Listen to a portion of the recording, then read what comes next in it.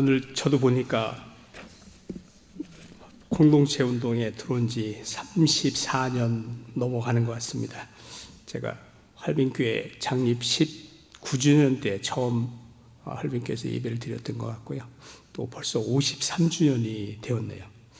우리 할빈교회가 시작한 날은 1971년 10월 3일 개천절입니다. 개천절은 결의 역사가 시작된 날로 지키는 날입니다. 그 뜻을 풀어보면 하늘이 열린 날이다, 이런 의미를 가지고 있습니다. 전 세계에 나라도 많고 민족도 많지만 우리처럼 그 나라가 시작된 날을 하늘이 열린 날이라고 쓰는 나라는 전 세계에 아무도 없습니다. 오직 우리나라뿐 전 세계 어느 나라도 이런 이름을 사용하는 곳이 없습니다. 이 점에 있어서 우리 결의가 가졌던 영성, 그 뛰어난 영성의 의미를 한번 좀 생각해 볼 수 있습니다. 우리 민족은 고대에 세운 나라를 연 개국기념일을 하늘이 열린 날, 정확하게 어떤 의미에서 하늘이 열린 날이라는 이름을 붙였는지는 알 수 없지만 이 자체가 이미 깊은 영성을 가지고 있었다라는 의미를 발견할 수 있게 되는 것입니다. 한국 지성사 산책이라는 책의 내용에서 삼국사기 중에 단군세기 부분에 보면 성경에 나오는 내용과 비슷한 내용을 몇 구절 발견할 수가 있었습니다. 그걸 보면서 우리 조상들이 어떤 영성을 가지고 삶을 살았고 나라를 유지했는가를 볼 수가 있었습니다. 그 중에 몇 구절을 소개해 드리겠습니다. 하늘님의 이치는 다만 하나일 뿐 그 문이 둘일 수 없다. 그대들은 오로지 마음을 깨끗하게 하나로 모으라. 그러면 그대들의 마음으로 하나님을 뵙게 될 것이다. 어디서 많이 듣던 말씀이죠. 마태복음 5장 8절 말씀 한번 찾아봅니다. 마태복음 5장 8절, 우리가 너무 잘 아는 말씀입니다. 마태복음 5장 8절 말씀입니다. 같이 한번 읽어보겠습니다. 마음이 청결한 자는 복이 있나니 그들이 하나님을 볼 것이며. 또 다른 한 구절 소개합니다. 너희들의 삶은 오로지 어버이로부터 말미암은 것인데 어버이는 하늘로부터 내려오셨다. 그러므로 어버이를 조심스럽게 받드는 것이 바로 하늘을 조심스럽게 받드는 것이다. 에베소서 6장 1절부터 3절에 기록된 말씀 같이 보겠습니다. 에베소서 6장 1절로 3절 말씀, 신약성경 316쪽에 기록되어 있습니다. 제가 읽어드리겠습니다. 자녀들아, 주 안에서 너희 부모에게 순종하라. 이것이 옳으니라. 내 아버지와 어머니를 공경하라. 이것은 약속이 있는 첫 계명이니 이로써 내가 잘되고 땅에서 장수하리라. 여러분, 얼마나 내용이 비슷합니까? 또 한 구절은요, 너희 남자와 여자는 서로 화합하여 원망하지 말고 시기하지도 말며 음란하지도 말라. 에베소서 5장 33절 말씀 한번 같이 봅니다. 그러나 너희도 각각 자기 아내 사랑하기를 자신같이 하고 아내도 자기 남편을 존경하라. 제일 마지막 한 구절만 더 소개하겠습니다. 서로 사랑하여 헐뜯지 말고 서로 도와서 다투지 말라. 항상 하늘의 뜻을 받들어 모든 것을 사랑하라. 이 말씀은 마태복음 5장 43절부터 44절에 기록된 말씀과 흡사합니다. 마태복음 5장 43절 44절. 또 네 이웃을 사랑하고 네 원수를 미워하라 하였다는 것을 너희가 들었으나 나는 너희에게 이르노니 너희 원수를 사랑하며 너희를 박해하는 자를 위하여 기도하라. 이렇게 보면 하나님의 뜻을 잘 이해했던 우리 조상들이 아닌가 생각해 볼 수 있습니다. 오늘 본문은 지금부터 2600년 전에 바벨론이 전 세계를 정복하고 있었을 때의 그 배경입니다. 유대 예루살렘에 살던 에스겔은 바벨론 군대에 의하여 바벨론 땅에 그발강변으로 강제 이주를 당했습니다. 거리는 한 1300km 정도 떨어져 있는 거리입니다. 요즘 뭐 서울 부산 왕복이 한 420km 정도 되니까 서울 부산을 3번 가는 거리가 되겠죠. 제사장 에스겔은 그곳에서 하나님으로부터 예언자로 부르심을 받았습니다. 그의 나이 30살 때입니다. 오늘 본문은 에스겔이 예언자로 부르심을 받는 장면입니다. 에스겔이 30세 되던 해 그발 강가에 살고 있었습니다. 그발 강은 본래 강이 아닙니다. 유프라데스 강과 티그리스 강을 잇는 운하입니다. 150km 정도의 거리의 운하인데, 이 운하는 바벨론 포로들이 지금처럼 포크레인이 있는 것도 아니고 불도저가 있는 것도 아니죠. 다 삽질을 하는 겁니다. 아침부터 저녁까지 뭐 언제 끝날지도 모르는 그 긴 거리를 삽질로 해서 운하를 만들어 나가는 것입니다. 에스겔은 5년 전 25세의 나이에 여호야긴 왕과 10,000명의 이스라엘 백성들과 함께 이곳으로 끌려와서 강제 노역을 하고 있었습니다. 여러분, 25세 된 청년, 꿈 많은 청년이 지금 포로가 되었습니다. 노예로 살고 있습니다. 그리고 뭐 하고 있습니까? 하루도 쉬지 않고 운하를 파기 위한 삽질을 하고 있습니다. 아무 의미 없고 그것을 잘 한다고 해서 자기에게 무슨 특혜가 돌아오는 것도 아닌 그런 상황입니다.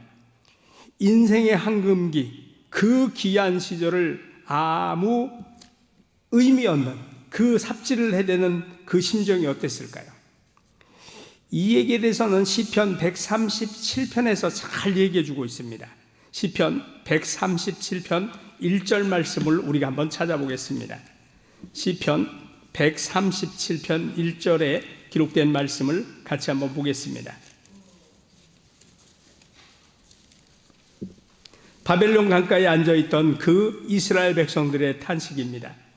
우리 한번 한 목소리로 같이 읽어보겠습니다.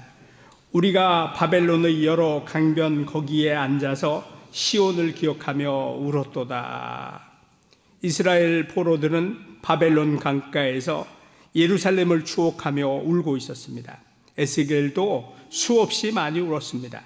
평생 포로로 살아야 하는, 그리고 고향이 그리워도 갈 수가 없고 열심히 수고한다고 해도 삶에 의미가 없는 포로로 살다가 그냥 포로로 끝나버릴 인생입니다.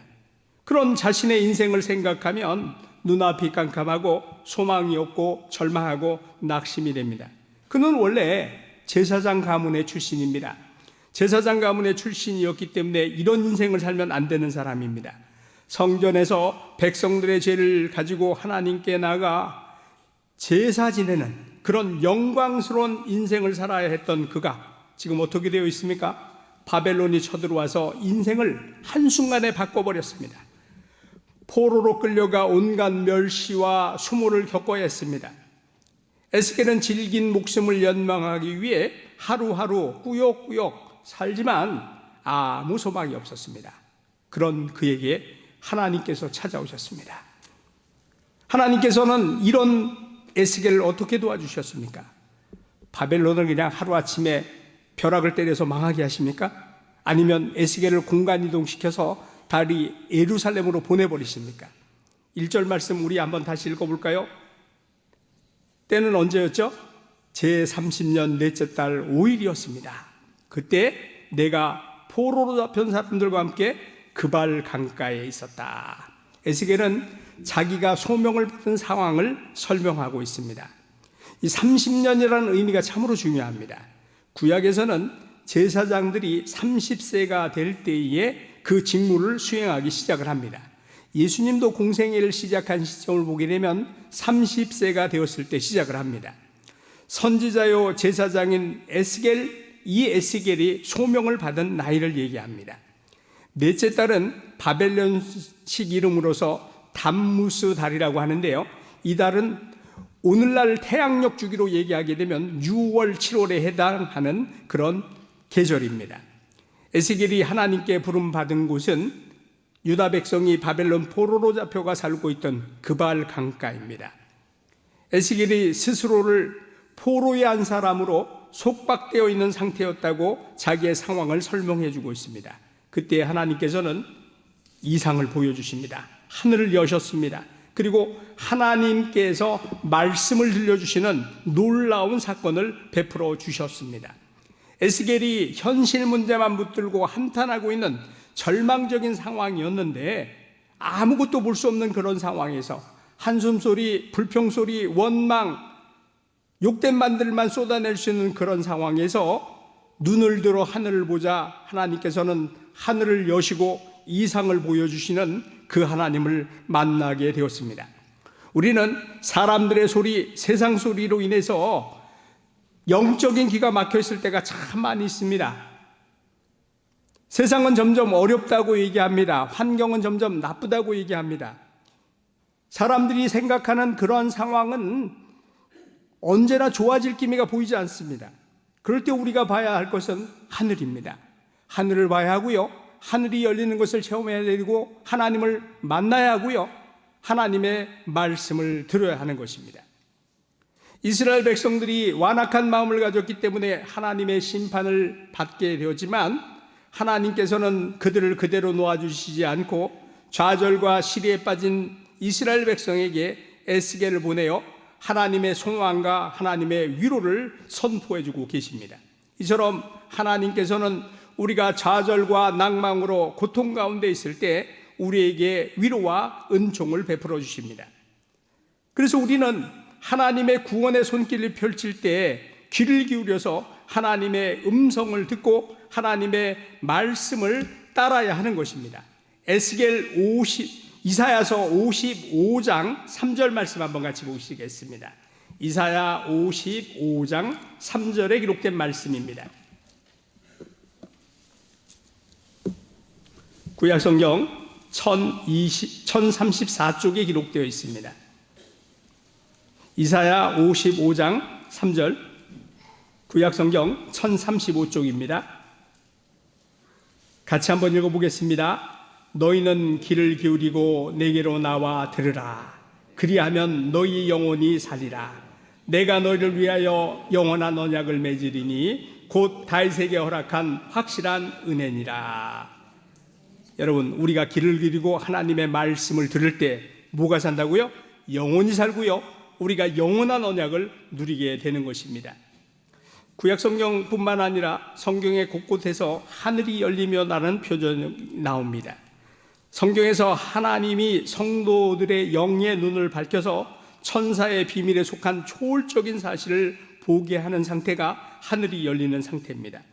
하나님께서 하늘을 여시고 에스겔에게 이상을 보이신 그것은 하나님께서 그에게 하늘의 이상을 보기 위해 영안을 열어주셨다는 그런 의미를 가지고 있습니다. 하늘은 하나님과의 교통을 의미하는 영적인 상징입니다. 닫힌 하늘은 하나님과의 소통이 단절된 절망적인 상황을 얘기합니다. 그렇기에 하늘이 닫혀 있다는 것은 이 땅이 극도로 타락하고 죄악으로 어두워지고 인간들은 욕망에 가득 차서 캄캄한 상태가 되어 있는 얘기를 이야기합니다. 오늘날 우리가 살아가는 세상은 닫힌 하늘 속에 살고 있습니다. 하늘을 보지 못합니다. 하늘을 올려다볼 마음도 없습니다. 오직 이 땅에서 살면 된다. 그러나 그런 암울한 상황, 암울한 시기 속에서도 하늘을 바라보면 하늘이 열리고요, 하늘을 사모하게 되고 하늘을 열어가는 사람들이 생기게 되는 것입니다. 성경은 여러 곳에서 영안을 열어 하늘의 비밀에 속한 이상을 보여주십니다. 열왕기하 6장에 보게 되면 아람 군대가 엘리사를 잡기 위해 도단성을 에워싸고 있을 때에 엘리사의 사환이 그 사실을 보고 두려워 떨었습니다. 그때 엘리사가 기도해서 사환의 눈을 열어 보게 했습니다. 그랬더니 하나님의 불말과 하나님의 불병거가 엘리사를 지키고 있는 장면을 보게 되었습니다. 예수님께서도 세례를 받으시고 물에서 올라오실 때에 신기한 장면이 공연처럼 전개되었습니다. 하나님의 성령이 비둘기같이 내려 임하고 하늘로부터 소리가 들렸습니다. 하늘로서 소리가 있어 말씀하시되 이는 내 사랑하는 아들이요 내 기뻐하는 자라 하시니라. 사도행전 7장에 보게 되면 스테반이 순교당할 때에 그는 하나님의 영광과 예수께서 하나님의 우편에 서신 것을 보았습니다. 그는 하늘이 열리는 모습을 보았습니다. 그래서 비록 돌에 맞아 죽는 그 자리에서도 천사와 같이 밝은 얼굴, 맑은 얼굴로 하나님의 나라를 향해 갈 수 있었던 것입니다. 에스겔서 1장 3절 보게 되면 갈대아 땅 그발 강가에서 여호와의 말씀이 부시의 아들 제사장 나 에스렉에게 임하고 특별히 여호와의 권능이 내 위에 있느니라 이 말씀을 하는 것을 보게 되면 말씀이 권능이 우리 가운데 임하게 되면 놀라운 역사를 경험하게 된다라는 것입니다. 여호와의 말씀, 여호와의 권능은 하나님이 직접 우리를 만나주시는 사건입니다. 이상을 가진 사람들은 하나님의 말씀을 듣게 됩니다. 하나님의 말씀을 듣는 자는 하나님의 권능을 얻게 되는 것입니다. 그런데 우리가 말씀을 듣지 않고 하나님의 말씀을 깨닫지 못하게 되면요, 세상의 것만 추구할 수밖에 없습니다. 하나님의 권능이라는 것은 하나님의 손입니다. 하나님의 손이 우리를 붙잡아 주십니다. 하나님의 불가항력적인 능력으로 우리를 붙잡아 주십니다. 하나님은 하나님의 권능을 입은 자를 통해서 세상을 변화시켜 나가십니다. 그러면 이 민족이 힘들고 어렵다고 자꾸 얘기합니다. 우리가 무엇을 얘기할 수 있을까요? 우리 할빈교회가 정말 어려운 시절, 다 힘들고 어려워 낙심하고 좌절해 있던 그 청계천 빈민족에서 시작할 때 무엇을 가지고 시작을 했습니까? 하나님의 성령을 가지고 시작했거든요. 물질이 많아서 시작했던 것이 아닙니다. 김진홍 목사님한테 동기들이 그렇게 얘기했습니다. 야, 김전도사, 큰 교회에 가서 후원을 결정해 놓고 빈민촌을 가야지. 너 도깨비냐? 굶어 죽으려고 거기 가냐? 그렇게 얘기했단 말이에요. 근데 목사님 붙잡은 건 뭐였습니까? 하나님의 말씀 붙잡고 갔어요. 하나님의 말씀을 붙잡고 성령께서 내게 베풀어주시는 그 은혜를 구하며 그 땅에 들어가서 우리 장로님하고 같이 활빈교회 간파를 걸었단 말입니다. 물질 가지고 나온 것이 아니고요, 지식을 가지고 나온 것이 아니고요, 권능을 가지고 나온 것이 아니었어요. 빈손 들고 하나님의 말씀만 붙잡고 하나님이 역사하시고 하나님께서 이끄실 것이라는 것을 믿고 나갔습니다. 우리가 근데 믿음이 없어진 것 같아요. 지금 우리가 사는 모습은 옛날 그 빈민촌보다 훨씬 환경도 좋고요, 조건도 좋아요. 수시로 빈민촌에서는 그 철거반이 나와서 집을 뜯어가 버렸어요. 지금 뭐 집 뜯어가는 사람 아무도 없어요. 그래서 그때는 참 기도를 많이 했어요. 집을 안 뜯어가니까 요즘 기도도 덜 하는 것 같아요. 정말 기도했던 그 상황들을 우리가 다 잊어버리고 지금 너무 편안하게 살고 있지 않은가 생각을 합니다. 그러다 보니까 내 삶의 편안함은 하나님과의 관계를 멀게 만들어 버립니다. 여러분, 에스겔 선지자가 하나님의 이상을 본 시점도 역시 마찬가지입니다. 편안한 왕궁이 아닙니다. 예루살렘 성전이 아닙니다. 그발 강가, 사로잡힌 자, 포로된 자 중에서 하나님을 만납니다. 포로된 자 중에 있을 때 하나님께서 그에게 이상을 보여주십니다. 이것이 하나님의 구원 섭리입니다. 우리는 고난과 낭망의 처지에서 하나님께서 주시는 이상 없이는 살 수 없다라는 것을 고백해야 됩니다. 이 이상은 어떤 인간적인 성격이나 인간적인 노력에 의해서 생기는 것이 아닙니다. 오직 하나님의 적극적인 은혜로 임하는 초자연적인 역사입니다. 절대 절명의 늪에서 우로부터 내려오는 신적의 이상은 어떤 순간 어떤 어려움이 닥쳐와도 우리를 붙잡아줘서 우리로 하여금 말씀을 통하여 넘어지지 않는 성령의 권능 가운데 살아가는 그런 메시지를 듣게 되는 것입니다. 그래서 이제 에스겔이 변화가 됩니다. 그발강가 낙심하는 자리, 좌절하는 자리, 그 포로 수용소가 이곳이 하나님의 임재하는 곳이다라는 희망의 선포가 일어나기 시작합니다. 하나님께서 우리와 함께 하신다. 이 자리, 어려운 자리, 지금 포로된 자리지만 이 자리는 하나님께서 임재하셔서 우리를 이끌고 계시는 자리, 그런 자리라고 선포할 수 있게 되는 것입니다. 여러분, 하늘이 닫혀 있기에 우리는 이 땅에 속한 것이 전부인 줄만 알고 살아가고 있습니다. 그래서 서로를 괴롭힙니다. 힘들게 합니다. 그래서 세상은 점점 삭막해져 가고 있습니다. 진정한 길은 하늘이 열린 데서 시작이 됩니다. 이런 시대에 우리들이 해야 할 일은 하늘이 열린 체험을 우리 스스로 먼저 해야 됩니다. 그리고 그 체험에서 얻은 감격, 기쁨, 그 소망을 이웃들에게 전해주는 일이 우리 한림인교회 성도들이 해야 할 사명입니다. 제가 대구서 목회할 때에 참 어려움이 있었어요. 처음 목회를 단독으로 하다 보니까 참 어렵더라고요. 설교할 때마다 설교 원고가 주일날 새벽 3시가 돼도 안 끝나는 거예요. 너무 힘들다 하고 있는 참에 마침 김진호 목사님께서 대구에 집회하러 내려오셨어요. 목사님 모시고 이제 집회 장소를 갔다가 돌아오는 길에 이러고 제 얼굴을 보시더니 이 목사 설교 잘하려고 하지 말아이. 그래서 그럼 목사가 설교 잘하려고 해야지 설교 잘하려고 안 하면 어찌 됩니까? 그랬더니 그 설교 잘하려고 하면 인위적이 된다. 그리고 억지로 하게 된다. 절대 그러지 마라. 교회는 뭐 하는 곳이 아냐? 그래서 교회가 말씀 전하고 예배 드리는 곳이죠. 그랬더니 교회는 성도들과 같이 하늘이 열리는 체험을 하는 곳이다. 목사가 먼저 하늘이 열리는 체험을 하고 그 다음에 성도들이 그 체험을 같이 나누고 그 체험을 가진 성도들이 세상을 나가서 세상을 변화시키는 것이 교회가 할 일이라. 요란하게 서두르지 말고 하늘이 열리도록 체험을 하도록 힘써라, 이 얘기를 하고 가셨다고요.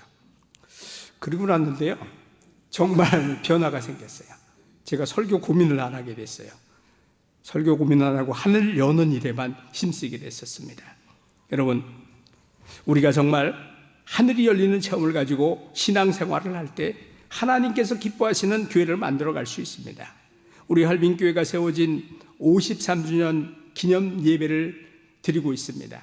우리가 처음 세웠던 그날을 생각하면서 우리 자신에게나 교회 외나 하늘이 열리는 은혜가 임하고 하나님의 말씀이 들려지는 복된 체험이 우리 모두 위에 임재하시길 주의 이름으로 축원드립니다. 기도드리겠습니다. 은혜의 주님, 사랑의 주님, 감사드립니다.